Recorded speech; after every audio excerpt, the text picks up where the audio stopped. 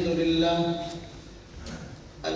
لله نحمده ونستعينه ونستغفره ونؤمن به ونتوكل عليه ونعوذ بالله من شرور أنفسنا ومن سيئات أعمالنا من يهده الله فلا مضل له ومن يضلله فلا هادي له ونشهد أن لا إله إلا الله وحده لا شريك له ونشهد أن سيدنا وسندنا ونبينا ومولانا محمدا عبده ورسوله أما بعد فأعوذ بالله من الشيطان الرجيم بسم الله الرحمن الرحيم من يطع الرسول فقد أطاع الله وقال الله تبارك وتعالى في مقام آخر لقد كان لكم في رسول الله أسوة حسنة قال النبي صلى الله عليه وسلم لا يؤمن أحدكم حتى أكون أحب إليه من والده وولده والناس أجمعين آمنت بالله صدق الله العظيم وصدق رسوله النبي الكريم ونحن على ذلك من الشاهدين والشاكرين والحمد لله رب العالمين. ایک مرتبہ سب حضرات درود شریف پڑھ لیں. اللهم صل على محمد وعلى آل محمد كما صليت على إبراهيم وعلى آل إبراهيم إنك حميد مجيد. اللهم بارك على محمد وعلى آل محمد كما باركت على إبراهيم وعلى آل إبراهيم إنك حميد مجيد. اللہ رب العزت کا بڑا کرم اور بڑا احسان ہے، اس نے ہم سب کو اپنے گھر میں اپنے دین کی بات اور اپنے دین کی فہم اور سمجھ کے لیے کچھ دیر بیٹھنے کی توفیق عطا فرمائی ہے. یہ اللہ رب العزت کا بڑا کرم اور بڑا احسان ہے. اللہ رب العزت نے قرآن کریم میں حضور نبی پاک صلی اللہ علیہ وسلم کی اطاعت کا حکم دیا ہے. اللہ رب العزت نے قرآن کریم میں جس طرح آپ کی اطاعت کا حکم دیا ہے، آپ سے محبت اور عقیدت کا حکم بھی دیا ہے. اور حضور نبی پاک صلی اللہ علیہ وسلم کا فرمان ہے کہ کوئی آدمی اس وقت تک مومن نہیں ہو سکتا جس وقت تک کہ میری ذات کو اپنی ذات سے زیادہ، اپنی اولاد سے زیادہ، اپنے والدین سے زیادہ، حتیٰ کہ ساری کائنات سے زیادہ محبوب نہ سمجھے. تو حضور نبی پاک صلی اللہ علیہ وسلم کی ذات اقدس سے محبت ہم سب کے ایمان کا تقاضا ہے. اور جس طرح اور شریعت کے بہت سے احکامات مطلوب ہیں اور مقصود ہیں، تو حضور نبی پاک صلی اللہ علیہ وسلم سے محبت بھی مطلوب اور مقصود ہے. آپ سے محبت کس طرح کی ہونی چاہیے اور آپ سے عقیدت کس طرح کی ہونی چاہیے؟ اگر کوئی آدمی محبت اور عقیدت کو سیکھنا چاہتا ہے اور آپ کی اطاعت کس طرح کرنی ہے سیکھنا چاہتا ہے، تو اس کے لیے آئیڈیل صحابہ کرام رضوان اللہ تعالی علیہ مجمعین کی جماعت ہے. صحابہ کرام نے حضور نبی پاک صلی اللہ علیہ وسلم کی ایسی مثالی اطاعت کی اور آپ سے ایسی مثالی محبت کی کہ اللہ رب العزت کو ان کی ادائیں پسند آئی اور دنیا میں ان لوگوں کو جنت کا سرٹیفکیٹ عطا فرمایا ہے۔ تو چونکہ محبت اور اطاعت کا مطالبہ ہر مسلمان سے ہے، ہر مسلمان کے لیے ضروری ہے کہ آپ کی اطاعت بھی کرے اور آپ سے محبت بھی رکھے۔ تو اگر صحابہ کرام کی زندگی کو سامنے رکھیں تو محبت کرنا بھی آسان ہو جائے گا، اطاعت کرنا بھی آسان ہو جائے گا۔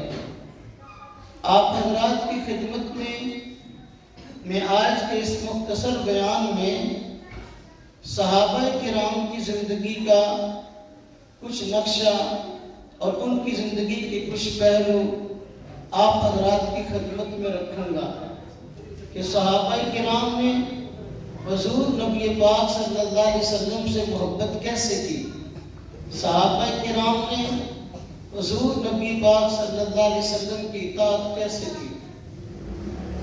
صحابہ کرام بہت بڑی جماعت ہے۔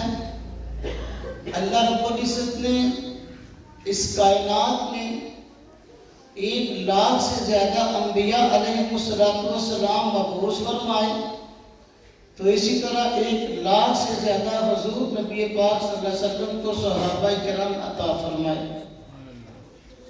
تو صحابہ کرام میں سب کا تذکرہ تو مشکل ہے، اجمالاً سب کا تذکرہ اور تفصیلاً خلفاء راشدین کا تذکرہ آپ حضرات کی خدمت میں کروں گا۔ جیسا کہ قاری صاحب ابھی کچھ دیر پہلے فرما رہے تھے، صحابہ کرام میں سیدنا ابوبکر صدیق رضی اللہ عنہ کا مقام واقعی تمام صحابہ سے نمایاں ہے۔ حضور نبی پاک صلی اللہ علیہ وسلم پر ایمان لانے میں پہل کرنے والے سیدنا ابوبکر صدیق ہیں، اطاعت کرنے والے بھی سب سے پہلے ابوبکر صدیق ہیں، محبت کرنے والے بھی سب سے پہلے سیدنا ابوبکر صدیق ہیں۔ اگر کسی نے ایمان پیش کرنا ہو یا اپنے ایمان کو چیک کرنا ہو کہ میرا ایمان ٹھیک ہے کہ نہیں، سیدنا ابوبکر صدیق کی شخصیت کو دیکھ لے۔ کسی نے اپنے آپ کو یہ چیک کرنا ہو کہ میں حضور کا فرما بردار ہوں کہ نہیں، سیدنا ابوبکر صدیق کی زندگی کو چیک کر لے۔ کسی آدمی نے اگر محبت کا پیمانہ چیک کرنا ہو کہ میرے محبت کا پیمانہ کیا ہے، سیدنا ابوبکر صدیق رضی اللہ عنہ کس طرح حضور سے محبت فرماتے تھے، سیدنا ابوبکر صدیق کو دیکھ لے۔ حضور نبی پاک صلی اللہ علیہ وسلم پر ایمان لانے کے بعد سیدنا ابوبکر صدیق نے اپنا مال، اپنی جان، اپنا وقت، غرض سب کچھ سیدنا نبی پاک صلی اللہ علیہ وسلم پہ لٹا دیا تھا۔ آپ واقعات میں ابتدائی واقعات کی طرف جائیں۔ جب حضور نبی پاک صلی اللہ علیہ وسلم نے اعلان نبوت فرمایا، سیدنا ابوبکر صدیق رضی اللہ عنہ نے آپ کے ہاتھ تک ایمان قبول کیا، تو بات دعوت دینے کی آئی۔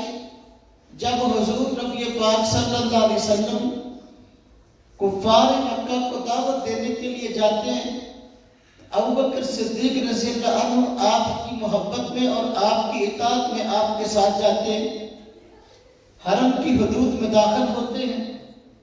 توحید کی دعوت جب دی جاتی ہے، مشرکین مکہ کو پسند نہیں آتی، مشرکین مکہ اس سے پریشان ہو جاتے ہیں، بلکہ الٹا حضور نبی پاک صلی اللہ علیہ وسلم کو بھی مارتے ہیں، حضرت ابوبکر صدیق رضی اللہ عنہ کو بھی مارتے ہیں، اور اتنا مارتے ہیں کہ ابوبکر صدیق رضی اللہ عنہ بے ہوش ہو جاتے ہیں۔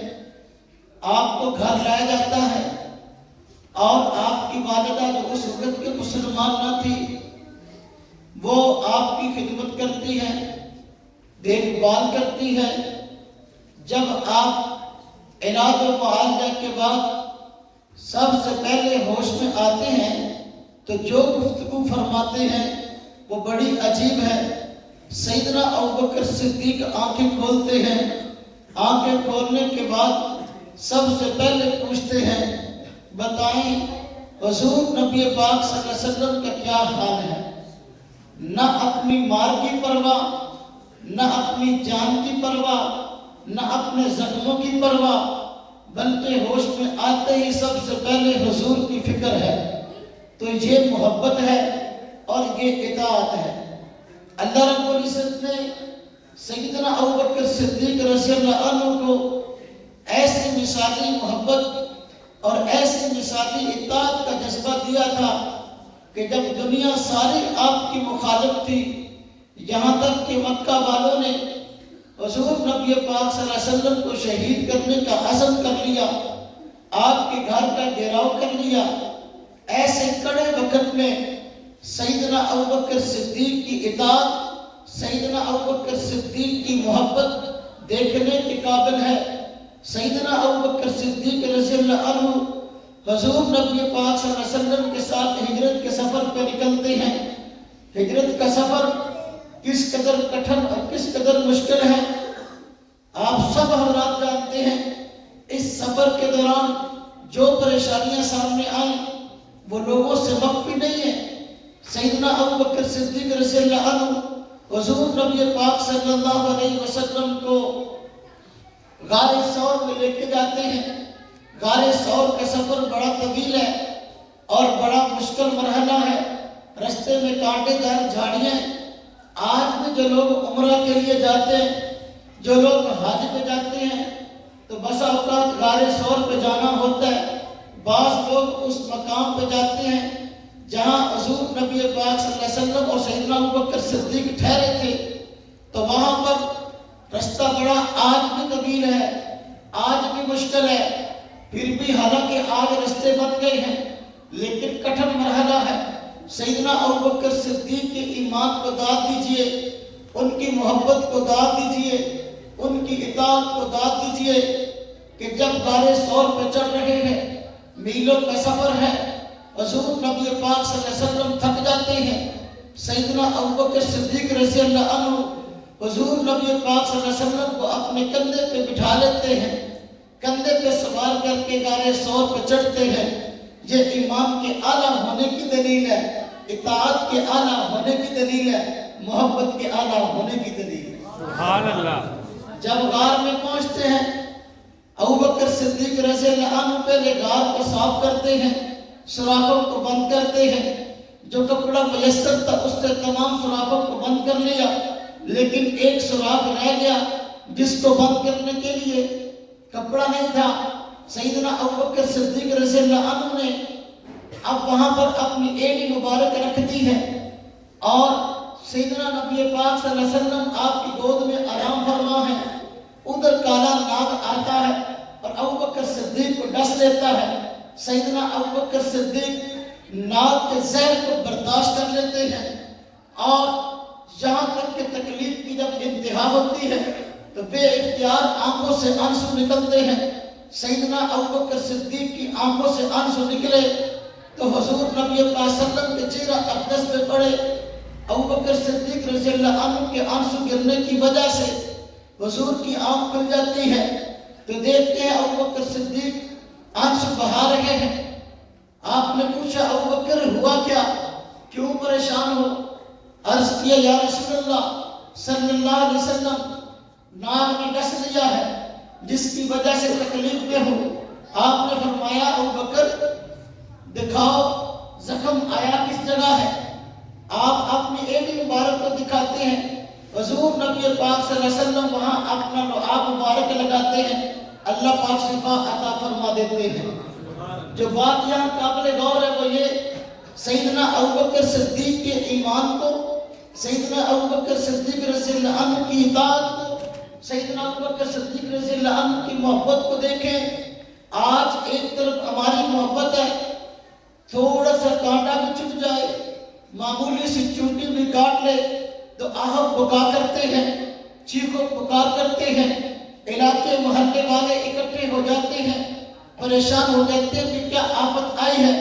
ابوبکر صدیق کی محبت اور عقیدت دیکھیں، سانپ نے ڈس لیا ہے لیکن آواز تک نہ نکالی اور اس کو اس حد تک برداشت کیا ہے کہ حضور نبی پاک صلی اللہ علیہ وسلم خود آنسو کے گرنے کی وجہ سے بیدار ہوتے ہیں۔ اسے کہتے ہیں محبت۔ اور اسے کہتے ہیں اطاعت۔ حضور نبی پاک صلی اللہ علیہ وسلم ہجرت کرتے ہیں، ہجرت کا سفر ہے، سیدنا ابوبکر صدیق رضی اللہ عنہ عادات میں بھی حضور کے مشابہ، شکل و صورت میں بھی آپ کے مشابہ تھے۔ جب ہجرت کر کے مدینہ طیبہ پہنچتے ہیں تو مدینہ طیبہ والے بعض حضرات یہ سمجھتے ہیں جنہوں نے حضور کو دیکھا نہ تھا کہ شاید ابوبکر صدیق یہ حضور صلی اللہ علیہ وسلم ہیں، چنانچہ لوگ عقیدت سے آپ کے ساتھ مصافحہ کرنے لگتے ہیں، آپ سے ملنے لگتے ہیں۔ تو حضور نبی پاک صلی اللہ علیہ وسلم تشریف فرما ہوتے ہیں، سیدنا ابوبکر صدیق بھی تشریف فرما ہیں۔ اب دیکھیں ابوبکر صدیق کی اطاعت، ابوبکر صدیق رضی اللہ عنہ کی محبت آپ نے محسوس کیا کہ لوگ شاید مجھے حضور سمجھ رہے ہیں، اس لیے مجھ سے مصافحہ کر رہے ہیں، اس لیے ادب و احترام سے پیش آ رہے ہیں۔ ابوبکر صدیق رضی اللہ عنہ اٹھے اور اٹھ کر حضور نبی پاک صلی اللہ علیہ وسلم کی ذات اقدس پر کپڑے کا سایہ کر دیا، جس سے لوگوں کے سامنے یہ بات واضح ہو گئی آقا یہ بیٹھے ہیں، غلام سر پہ کھڑا ہے۔ اسے کہتے ہیں محبت۔ آج کسی کو تھوڑی سی محبت، تھوڑی سی عقیدت، تھوڑا سا پروٹوکول مل جائے تو کہتا ہے میرا مقام اور مرتبہ اب تو لوگوں کے سامنے شان ظاہر ہے، میں اپنی پوزیشن کو کم کیوں کروں؟ لیکن ابوبکر صدیق کی ہر چیز حضور پہ قربان تھی۔ جب تھوڑا سا محسوس فرمایا کہ لوگ شاید غلط فہمی میں ہیں، جنہوں نے آپ کو دیکھا نہیں ہے، مجھے حضور سمجھتے ہیں، اس لیے عقیدت سے پیش آتے ہیں، فوراً خاتم والا منصب سنبھالا اور حضور صلی اللہ علیہ وسلم پر سایہ کر لیا۔ یہ ابوبکر صدیق کی محبت ہے۔ ابوبکر صدیق رضی اللہ عنہ کی محبت کے اتنے بڑے بڑے واقعات ہیں، اگر میں ان کو بیان کروں تو بیان بڑا لمبا ہو جائے گا۔ سیدنا عمر فاروق رضی اللہ عنہ کی بات ہے، آپ دوسرے خلیفہ ہیں، آپ کی محبت اور عقیدت میں اپنی مثال آپ تھے۔ اس کا ایک واقعہ آپ حضرات کی خدمت میں عرض کرتا ہوں۔ ایک مرتبہ مدینہ طیبہ میں دو آدمیوں کا جھگڑا ہو گیا، جن میں سے ایک یہودی تھا اور دوسرا نام کا مسلمان جو دل سے منافق تھا، یعنی کلمہ تو دل سے زبان سے پڑھتا تھا لیکن دل سے مومن نہ تھا، یعنی منافق تھا۔ ایک یہودی کا اور منافق کا جھگڑا ہوا۔ اب اتفاقاً ایسا تھا کہ اس جھگڑے کے اندر، اس معاملے کے اندر یہودی سچا تھا، منافق جھوٹا تھا۔ یہودی نے اس لیے کہا فیصلہ کروانے کے لیے حضور صلی اللہ علیہ وسلم کے پاس چلتے ہیں، کیونکہ اس کو یقین تھا حضور انصاف کرتے ہیں اور انصاف کی بنیاد پہ فیصلہ کرتے ہیں، اس لیے کہا کہ فیصلہ حضور سے کرواتے ہیں۔ جو آدمی کلمہ طیبہ پڑھتا تھا، نام کا مسلمان تھا اور اصل میں منافق تھا، وہ کہنے لگا نہیں، بلکہ فیصلہ یہودی سردار کعب بن اشرف سے کروائیں گے۔ اب اس بات میں اختلاف ہوا۔ آخرکار جب اس منافق کو شرم دلائی گئی کہ تم کلمہ پڑھتے ہو، نام حضور کا لیتے ہو اور پھر فیصلہ کرانے کی بات کعب بن اشرف سے کرتے ہو جو یہودی ہے، تمہیں شرم نہیں آتی؟ وہ اس بات میں شرمندہ ہوا اور حضور صلی اللہ علیہ وسلم کے پاس فیصلہ کرانے کے لیے تیار ہو گیا۔ جب حضور کے پاس دونوں پہنچے اور آپ صلی اللہ علیہ وسلم نے دونوں کی بات سنی، انصاف کے مطابق سچی بات یہودی کی معلوم ہوئی، اس لیے اس کے حق میں فیصلہ کر دیا۔ جب اس کے حق میں فیصلہ کیا، منافق اس طرح نہ ہوا، باہر نکلے۔ منافق کہنے لگا ہم اس فیصلے کو دوبارہ کروائیں گے۔ یہودی نے کہا دیکھو فیصلہ میرے حق میں ہو چکا، اب دوبارہ فیصلہ کیوں؟ وہ کہنے لگا نہیں، میں دوبارہ فیصلہ چاہتا ہوں اور میں اس فیصلے پر راضی نہیں ہوں۔ ہم حضرت عمر کے پاس چلیں گے اور جا کر ان کے سامنے معاملہ رکھیں گے اور فیصلہ ان سے کروائیں گے۔ چونکہ یہودی اس معاملے میں سچا تھا، اس کو جس طرح حضور کے بارے میں یقین تھا کہ آپ سچ فیصلہ کرتے ہیں، آپ حق فیصلہ کرتے ہیں، اسی طرح حضرت عمر فاروق کے بارے میں بھی یقین تھا، آپ بھی حق کے مطابق فیصلہ کرتے ہیں۔ چنانچہ جب حضرت عمر فاروق کے پاس پہنچے، آپ گھر میں موجود تھے، دروازے پہ دستک دی، حضرت عمر فاروق تشریف لائے۔ جب باہر نکلے تو یہودی نے اپنا مدعا بیان کیا کہ دیکھو ہم دونوں کا جھگڑا ہوا تھا، فیصلے کے لیے ہم حضور کے پاس گئے تھے اور حضور نے میرے حق میں فیصلہ کیا ہے، لیکن یہ آدمی جو زبان سے کلمہ پڑھتا ہے اور اپنے آپ کو مسلمان کہتا ہے، یہ کہتا ہے کہ میں اس فیصلے پر راضی نہیں ہوں، میں فیصلہ عمر فاروق رضی اللہ عنہ سے کرواؤں گا۔ حضرت عمر فاروق رضی اللہ عنہ میں اچھا یہ بات ہے تو بھی ٹھہرو میں ابھی آتا ہوں۔ حضرت گھر تشریف لے گئے۔ منافق کے ذہن میں یہ بات تھی کہ میں زبان سے کلمہ پڑھتا ہوں، مسلمانوں کے ساتھ نمازیں پڑھتا ہوں، مسلمان مجھے مسلمان سمجھتے ہیں، حضرت عمر فاروق رضی اللہ عنہ بھی مجھے مسلمان سمجھتے ہوئے میرے حق میں فیصلہ کریں گے۔ اس کا گمان یہ تھا کہ میری سائڈ ماریں گے کیونکہ میں زبان سے کلمہ پڑھتا ہوں۔ اس گمان کے ساتھ حضرت عمر فاروق کے پاس آیا، لیکن جب حضرت عمر فاروق رضی اللہ عنہ گھر سے نکلے تو پھر نکلتے ہی اس منافق کی گردن اڑا دی اور ساتھ یہ جملہ ارشاد فرمایا جو حضور صلی اللہ علیہ وسلم کے فیصلے پہ راضی نہ ہو، میرا اس کے بارے میں یہی فیصلہ، جو حضور کے فیصلے پہ راضی نہ ہو میرا اس کے بارے میں یہی فیصلہ ہے۔ یہ ہے حضور سے محبت، یہ ہے حضور کی اطاعت۔ محبت کہتے ہیں تو اسے، اطاعت کہتے ہیں تو اسے۔ خلیفہ راشد حضرت عثمان رضی اللہ عنہ صحابی رسول ہیں۔ مدینہ طیبہ کے اندر پانی کی کمی تھی، جس طرح پہلے بھی کمی تھی اور آج بھی کمی ہے۔ اگر آپ پیپسی کی بوتل لیں وہ بھی تقریباً اتنے کی، منرل واٹر کی بوتل لیں وہ بھی تقریباً اتنے کی۔ آج بھی وہاں پہ یہی حساب ہے، پانی کی کمی تھی، مسلمانوں کو پانی لینے میں بڑی مشکلات تھی۔ وہاں ایک کنواں تھا جس کو مسلمان بھی استعمال کرتے تھے اور یہودی بھی استعمال کرتے تھے۔ ملکیت میں تھا ایک یہودی کے، مسلمانوں سے وہ مجبوری کا نجائز فائدہ اٹھاتے ہوئے قیمت زیادہ وصول کرتا اور الٹا پریشان بھی کرتا اور باتیں بھی کرتا۔ جب حضور نبی پاک صلی اللہ علیہ وسلم کو اس کا علم ہوا کہ مسلمان پانی کی تنگی کی وجہ سے پریشان ہے اور وہ کنواں ایک یہودی کی ملکیت ہے، تو حضور نبی پاک صلی اللہ علیہ وسلم نے فرمایا اس کنویں کو خرید کر جو آدمی مسلمانوں کے لیے وقف کرے گا اس کے لیے جنت کی بشارت ہے۔ آپ نے یہ بات ارشاد فرمائی۔ حضرت عثمان رضی اللہ عنہ مجلس سے اٹھے اور گئے یہودی کے پاس اور اس کے پاس جا کر معاہدہ کیا اور خرید و فروخت والا معاملہ کیا۔ اس کو کہا کنواں ہمیں بیچ دو، وہ بیچنے کے لیے تیار نہیں تھا کیونکہ پیسے زیادہ وصول کرتا تھا اور اس کا اچھا خاصا کاروبار چلا ہوا تھا۔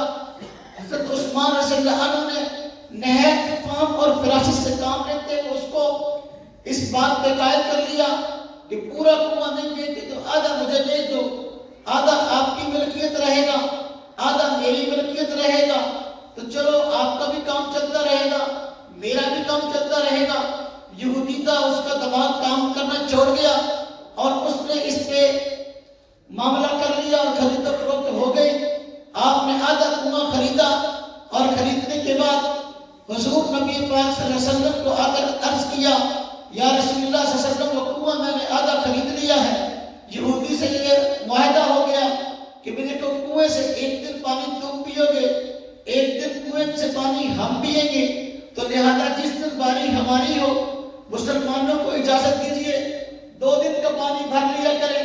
چنانچہ یہ حکمت عملی طے ہوئی کہ جس دن مسلمانوں کی باری ہوتی مسلمان اس دن کے پینے کا پانی بھی بھر لیتے، اگلے دن کا پانی بھی بھر لیتے۔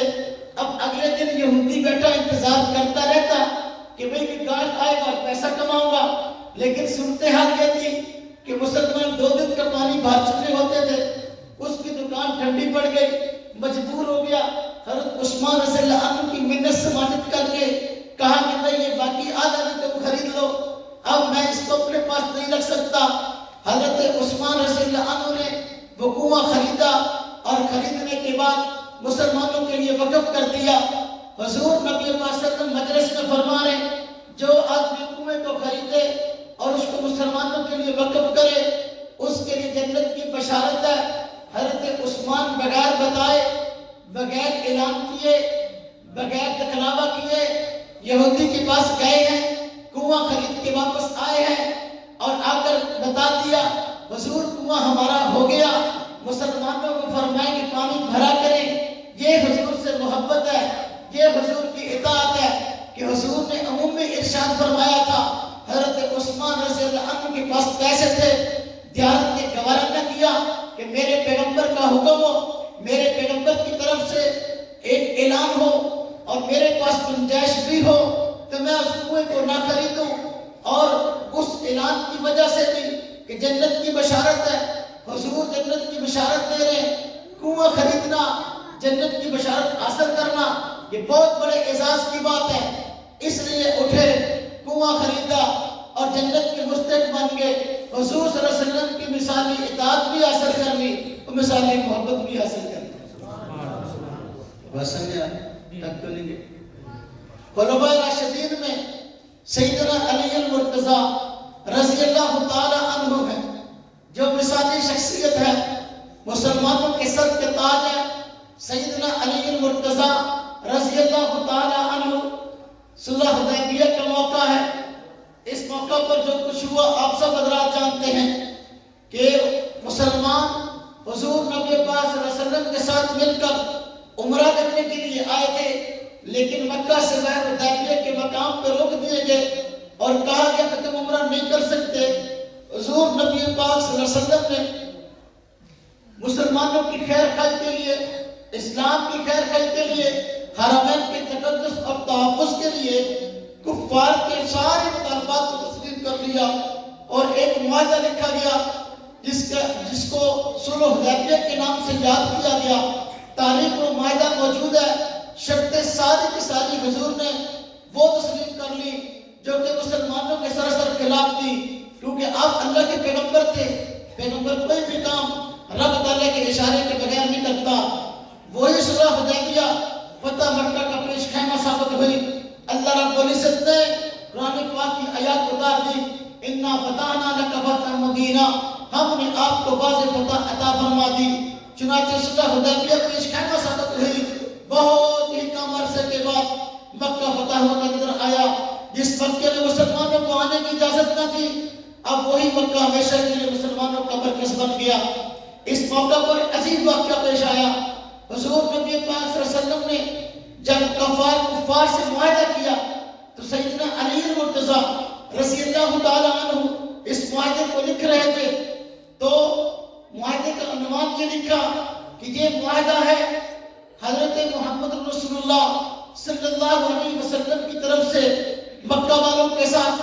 جب عنوان یہ تھا، مکہ والوں نے اس عنوان کو پڑھا، حالانکہ معاہدہ لکھ لیا تھا، مکہ والوں نے عنوان کو پڑھا تو کہا ہم اس عنوان کو نہیں مانتے، اس لیے کہ اس میں کہا گیا یہ معاہدہ ہے محمد رسول اللہ کی طرف سے، ہم تو محمد صلی اللہ علیہ وسلم کو رسول مانتے نہیں ہیں، اگر ہم رسول مان لیں تو ہمارا جھگڑا ہی ختم ہے، تو لہذا اس عنوان کو ختم کرو اور لکھو یہ معاہدہ ہے محمد بن عبداللہ کی طرف سے مکہ والوں کے ساتھ۔ حضور نبی پاک صلی اللہ علیہ وسلم چاہتے تھے معاہدہ ہو جائے اور عمل کہہ رہے، آپ نے سیدنا علی المرتضی رضی اللہ عنہ کو فرمایا، اے علی یہاں محمد رسول اللہ کاٹ کر محمد بن عبداللہ لکھ دو۔ آپ نے فرمایا بلکہ عرض کیا حضرت علی رضی اللہ عنہ نے، حضور میں محمد رسول اللہ نہیں کاٹ سکتا، اگر میں اپنے ہاتھ سے محمد رسول اللہ کاٹتا ہوں میرا ایمان جاتا ہے، میرا ایمان، میری عقیدت، میری محبت، میری اطاعت اس بات کی اجازت نہیں دیتی کہ جہاں محمد رسول اللہ لکھا ہے میں محمد رسول اللہ کو کاٹ دوں۔ حضور نبی پاک صلی اللہ علیہ وسلم فرمایا علی اس کو کاٹنا ضرورت ہے، مجھے قلم دو، مجھے دکھاؤ تم نے کہاں لکھا ہے۔ حضور نبی پاک صلی اللہ علیہ وسلم نے امن کی خاطر، صلح کی خاطر قلم کو ہاتھ میں پکڑا اور وہاں پر کراس لگایا، لائن لگائی اور پھر محمد بن عبداللہ لکھوا دیا۔ اب توجہ فرمائے، حضرت علی رضی اللہ تعالی عنہ خلیفہ راشد ہیں، مسلمانوں کے سر کے تاج ہیں، اطاعت اور محبت کسے کہتے ہیں سیدنا علی المرتضی سے سیکھیں۔ اب دیکھیں غزوہ خیبر کا موقع ہے، خیبر کا موقع بڑا مشکل مرحلہ تھا، مسلمانوں کی فوج تھی، مشکلات تھی، قلعہ فتح نہیں ہو رہا تھا۔ آپ نے صحابہ کرام کے سامنے اعلان کیا، کل کو میں جھنڈا، اسلام کا جھنڈا اس شخصیت کے ہاتھ میں دوں گا جیسے اللہ اور اس کے رسول محبت کرتے ہیں، اور وہ اللہ کے رسول سے محبت کرتا ہے، اللہ کا عزیز و پیارا ہے۔ آپ نے اعلان فرما دیا، تمام तमाम सहाबा किराम की निगाहें हुजूर के इस फरमान पे ठहर गई। हर एक उम्मीद लगाने लगा कि शायद के हुजूर का इशारा मेरी तरफ है, और सबकी उम्मीदें बन गई। जब सुबह हुई आपने फरमाया अली कहाँ है, उनको बुलाओ। लोगों ने कहा हजरत अली रज़ी अल्लाह अन्हु तो बीमार हैं। फरमाया क्या हुआ? कहने लगे अशद चशम का मसला है, आँख खराब है और आँख से मुसलसल जो है मवाद बह रहा है। आपने फरमाया अली को बुलाओ। चुनांचे हजरत अली रज़ी अल्लाह अन्हु को बुलाया गया। हजरत अली रज़ी अल्लाह अन्हु तशरीफ लाए। हुजूर नबी पाक सल्लल्लाहु अलैहि वसल्लम ने झंडा मुबारक हजरत अली रज़ी अल्लाह अन्हु को दिया। आपने आँख में दुखने की शिकायत की। हुजूर नबी पाक सल्लल्लाहु अलैहि वसल्लम ने अपना लुआब मुबारक आपकी आँख पर लगाया। आँख उसी वक्त ठीक हो गई। आँख उसी वक्त। अब मोहब्बत का देखिए सबूत आ गया, जो बात मेरे मुसलमान से ताल्लुक है। मोहब्बत का सबूत देखें। हुजूर नबी पाक सल्लल्लाहु अलैहि वसल्लम फरमाया झंडा उस आदमी के हाथ में जो अल्लाह के रसूल से मोहब्बत करता है, इसके जरिए अल्लाह पाक मुसलमानों को फतह अता फरमाएंगे। हजरत अली रज़ी अल्लाह ताला अन्हु वो थे जिन्होंने खैबर का किला पर उखाड़ फेंका। हाँ जी, अब वो हुजूर का फरमान पीछे था और हुजूर ने जिम्मेदारी लगाई थी, इसलिए क्या खैबर। और जब मुश्किलात थी सारी की सारी दूर हुई और मुसलमानों ने अपनी आंखों से देखा सैयदना अली मुर्तज़ा रज़ी अल्लाह अन्हु ने इस मौका पर ऐसा कारनामा अंजाम दिया हुजूर सल्लल्लाहु अलैहि वसल्लम की इताअत में कि हुजूर ने झंडा दिया है, इस्लाम का झंडा हम सब लोगों नहीं होने देंगे। जो कई दिन से फतह नहीं हो रही थी, हज़रत अली रज़ी अल्लाह तआला अन्हु को परचम दिया तो फतह हो गया। तो ये हुजूर नबी पाक सल्लल्लाहु अलैहि वसल्लम से मोहब्बत है। बंदा मुसलमान होता है, सबसे पहले मुसलमान होने के बाद किस चीज का हुक्म है? नमाज। किस चीज का हुक्म है? हुजूर नबी पाक सल्लल्लाहु अलैहि वसल्लम के फरमान मुबारक जब गए तो सबसे ज्यादा फरमान आपके नमाज के मुतल्लिक मिलते हैं। आपने फरमाया इस्लाम और कुफ्र के दरमियान फर्क करने वाली चीज नमाज है। फरमाया इस्लाम की बुनियाद 5 चीजों पर है।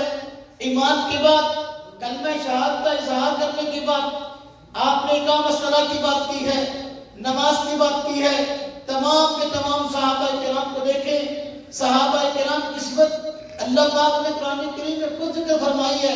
जिस नमाज का कुरान ने हुक्म दिया, जिस नमाज का हुजूर ने हुक्म दिया, सहाबा किराम वो नमाज कैसे पढ़ते नजर आते हैं।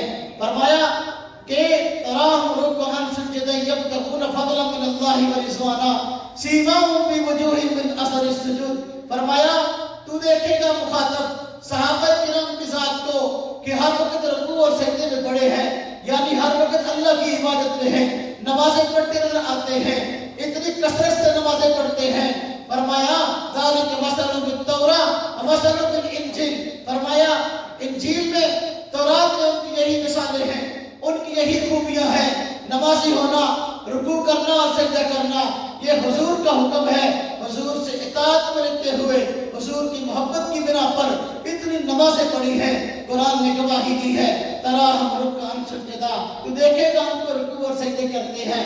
और फरमाया कि उनके चेहरों पर, पेशानियों पर सजदे के निशानात पड़ गए हैं। जो आदमी अल्लाह की इबादत ज़्यादा करता है, नमाज ज़्यादा पढ़ता है, कसरत सुजूद की वजह से उसके पेशानी पर निशानात पड़ जाते हैं।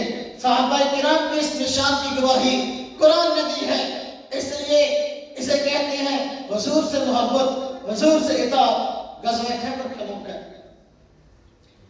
घरेलू गदा, घरेलू गदा ये हलाल नहीं था, पहले हलाल था तो बाद में हराम हो गया।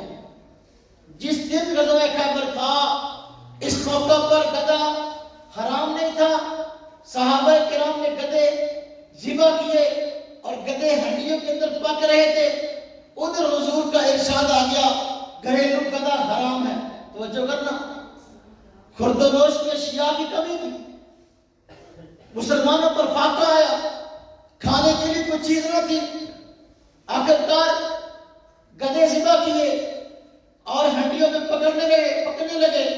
हुजूर नबी पाक सल्लल्लाहु अलैहि वसल्लम का फरमान जारी हुआ ऐन इस मौका पर जिस वक्त की भूख भी शदीद थी, फाका भी शदीद था, लेकिन इस मौका पर आपका हुक्म आया गधा हराम है।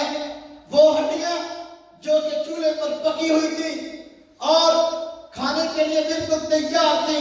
صحابہ کرام کے کانوں کے اندر حضور نبی پاک صلی اللہ علیہ وسلم کا فرمان پڑتا ہے تو وہ ساری کی ساری ہڈیاں بہا دی گئی. کسی صحابی نے بھی ایک لقمہ بھی گدھے کے گوشت کا اپنے حلق سے نیچے نہیں اتارا. اسے کہتے ہیں حضور کی محبت, حضور کی اطاعت. فاقہ ہو آدمی بھوک سے مر رہا ہو تو انسان کا چلو یار میں کہہ دوں گا مجھے بات نہیں پہنچی تھی, میں کہہ دوں گا کہ جی وہ مجھے بھوک زیادہ لگی تھی, میں تو مرنے لگا جان بچانے کے لیے 2 لقمے کھائے. لیکن ایسی بات ارشاد نہیں فرمائی. صحابہ کرام میں ایک صحابی بھی ایسا نہیں ملتا کسی نے عذر پیش کیا ہو کہ میں مرنے لگا ہوں اس لیے چند لقمے کھانے کی اجازت دیجیے. تمام صحابہ کرام کے کان میں حضور نبی پاک صلی اللہ علیہ وسلم کا حکم پڑا. اسی وقت پھر اور ہانڈیاں اڑے ہوئی, کسی نے بھی گدھے کا گوشت استعمال نہ کیا. اسے کہتے ہیں حضور کی اطاعت اور اسے کہتے ہیں حضور کی محبت. ایک واقعہ اور عرض کروں پھر باتوں ختم کر دیتا ہوں. آپ کو علم ہے حضور نبی اکرم صلی اللہ علیہ وسلم مکہ میں اعلان نبوت فرماتے ہیں. مسلمانوں کی تعداد تھوڑی تھی. مدینہ شریف تشریف لاتے ہیں, اللہ پاک نے تعداد بڑھا دی. اسلام دور تک پھیلنے لگا. ابتدائی اسلام میں شراب پینے کی اجازت تھی اور حرام نہیں تھی تو مسلمان حلال سمجھتے ہوئے بس پیتے تھے. بعض صحابہ کرام کو متعلق آتا ہے انہوں نے جب حلال کی اس دور میں نہیں پی, یہ ایک الگ موضوع ہے. لیکن جو بات سمجھانا چاہتا ہوں وہ یہ, شراب حلال تھی, صحابہ کرام استعمال کرتے تھے. حضور نبی پاک صلی اللہ علیہ وسلم نے جب قرآن پاک کی یہ آیات آئیں انما الخمر والمیسر والانصاب والازلام رجس من عمل الشیطان, فرمایا یہ شراب جوئے سے سب شرابی کا سب شیطانی کام ہے, ان کو چھوڑ دو. جب یہ حکم حضور نبی صلی اللہ علیہ وسلم پہ نازل ہوا آپ نے منادی کو بھیجا کہ لوگوں کو بتا دو شراب حرام ہو گئی ہے. جب اعلان ہوا صحابہ کرام کے کان میں یہ بات پڑی. کئی صحابہ کرام کے متعلق یہ بات آتی ہے کہ شراب انہوں نے مٹکے سے نکال کر پیالے میں یہ گلاس میں ڈالی, منہ کے قریب لے جانے لگے تھے کہ حضور کا فرمان سن لیا, حضور کی طرف سے اعلان کو سن لیا کہ شراب حرام ہو گئی ہے. اسی وقت منہ کو لگانا گوارا نہ کیا بلکہ اس کو پھینک دیا. مدینہ کی گلیوں کے اندر شراب کے مٹکے توڑ دیے گئے. کسی صحابی نے اگر عذر پیش نہیں کیا کہ حضور صلی اللہ علیہ وسلم ہمارے اتنی قیمت کی شراب تھی, ہماری اتنی قیمت کی شراب تھی, لہذا ہم کسی غیر مسلم کو کسی عیسائی کو بیچے یہ کریں نہ. حضور کا حکم سنا, کان میں پڑا, فوراً جو ہے مدینہ کی گلیوں کے اندر مٹکے توڑ دیے, شراب بہتی نظر آئی. اسے کہتے ہیں اطاعت اور اسے کہتے ہیں محبت. حجۃ الوداع کے موقع پر حضور نبی پاک صلی اللہ علیہ وسلم نے اعلان فرمایا سود حرام ہے. یہ جو قرضے دے کر منافع پر لوگوں کو پیسے دیے ہیں اس کو چھوڑ دو. اور سب سے پہلے فرمایا کہ اس کو چھوڑو. آج تک جو معاملہ ہوا وہ اللہ پاک معاف فرما دیں گے. توبہ استغفار کر لو. جنہوں نے کسی سے سودی پیسے دیے ہوئے ہیں واپس لینے ہو تو اصل رقم واپس لے سکتا ہے, باقی نہیں. اپنے چچا کو پہلے فرمایا میرے چچا حضرت عباس نے لوگوں کو سودی قرضے دے رکھے تھے تو میں وہ تمام قرضے معاف کرتا ہوں, اصل رقم بھی معاف کرتا ہوں, سود بھی معاف کرتا ہوں. حضرت عباس رضی اللہ عنہ کتنا نقصان ہوا آپ خیال بھی نہیں کر سکتے. لیکن حضور کا فرمان سنا. حضور نے فرمایا سب سے پہلے میں اپنے چچا کی باری ان کو سامنے لاتا ہوں بطور مثال کے. انہوں نے جن جن لوگوں کو قرضے دے رکھے ہیں اصل سود تو کیا اصل پیسے سے معاف ہے, کسی سے کوئی پیسہ نہیں لیا جائے گا. حضرت عباس رضی اللہ تعالیٰ عنہ نے کوئی اس کے جواب میں نہیں کہا کہ نہیں میں پیسے اصل تو ضرور لوں گا. اسے کہتے ہیں محبت, اسے کہتے ہیں اطاعت. اللہ رب العزت ہم سب کو حضور نبی اکرم صلی اللہ علیہ وسلم سے سچی محبت اور سچی اطاعت نصیب فرمائے اور اللہ پاک صحابہ کرام کے نقش قدم پر چلنے کی توفیق عطا فرمائے. وآخر دعوانا ان الحمد للہ رب العالمین.